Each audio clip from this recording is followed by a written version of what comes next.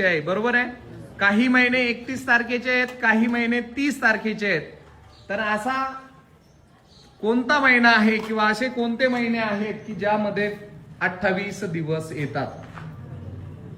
पटकन. काही महिने 31चे आहेत, काही महिने 30चे आहेत. तर असे कोणते महिने आहेत की त्याच्यामध्ये 28 दिवस येतात? आवाज नाही करायचा आहे. हा थांबा, डिस्कशन झालं काय दीपाली? कोणता नाही माहिती? हा तू सृष्टी? फेब्रुवारी.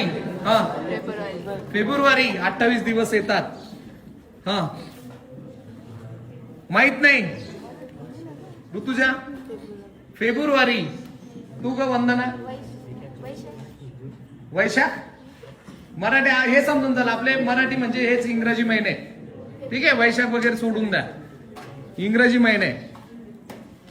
काही महिने 30चे आहेत, काही 31चे आहेत. तर असे कोणते महिने आहेत की ज्याच्यामध्ये 28 दिवस येतात? हा जयदीप उभा राहा. सगळेच महिने कस काय?